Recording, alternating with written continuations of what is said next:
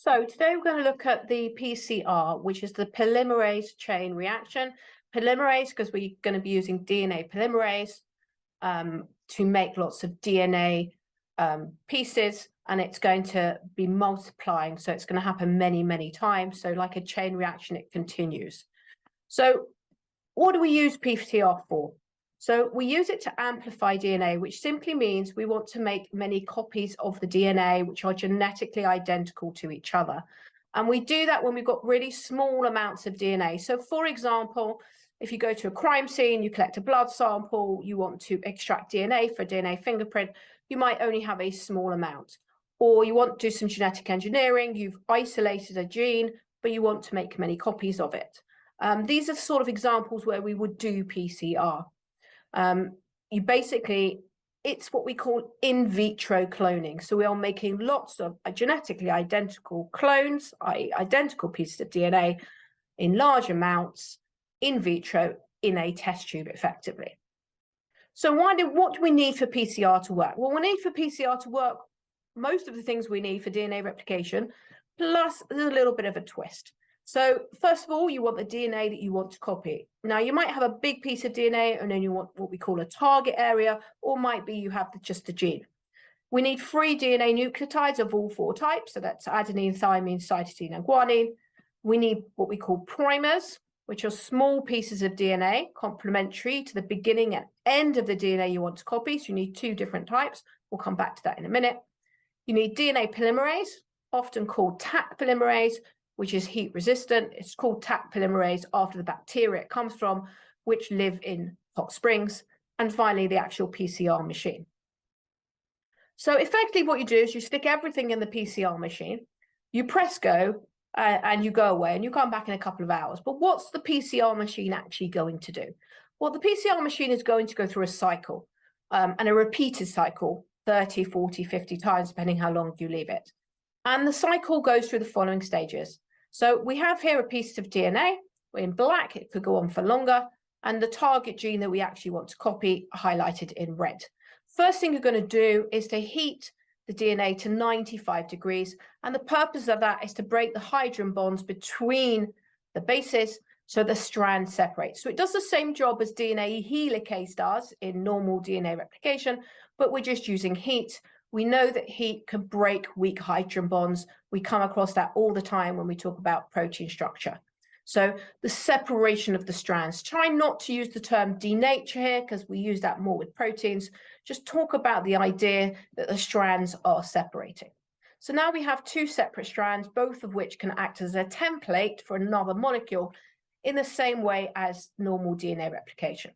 We're then going to call it to 55 degrees, and that's to anneal, which means to stick our primers by complementary base pairing. So that's A to T and C to G, adenine to thymine, cytosine to guanine. So the problem that we have with PCR is that DNA polymerase needs to know where to start. And we don't actually want it to start always right at the end of a piece of DNA and work its way along.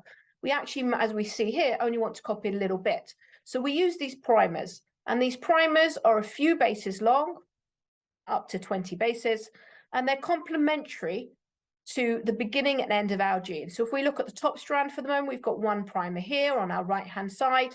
And if we look on the bottom strand, we've got another primer on our left-hand side. Obviously, they're going to be different because they've got different base sequences. And the reason they're in different ends is because the way that DNA polymerase can work, and with the fact that DNA strands are anti-parallel, means that replication can only occur in one direction, and it's opposite directions on each strand. So you need to tell DNA polymerase where to start. The next stage is to heat it back to 72, so not quite as high as we had before, and that's to allow DNA polymerase, the enzyme, to actually do its job and elongate the chain.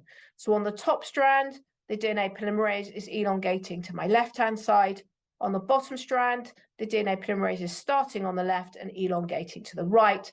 And now I've got 2 genetically identical copies. I will then literally go back and repeat step 1. So I'm going to heat it to 95 degrees again, then cool it back down to 55, then heat it back to 72, and so on. So I'm now, next time round, I'll have 4 copies, and so on and so forth. This means that if I look at a graph of the number of DNA molecules against time, the graph looks like a S-shaped graph, starts off relatively slow because obviously we've only got a few DNA molecules. So you would never have one, but let's imagine we've got one, you're going 1 to 2 to 4 to 8 to 16. It's going to be relatively slow growth.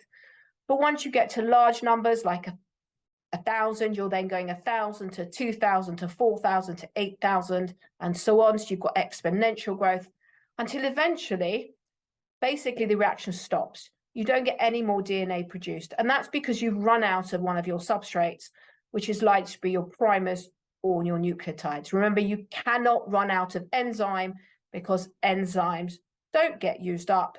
They just keep getting reused. Now going to look at the common questions. Now, it's possible that you could be asked to describe PCR for sort of 4 or 5 marks, but it's more common for them to ask you very specific questions. But because the process is relatively simple, the questions that they can ask tend to be quite repetitive.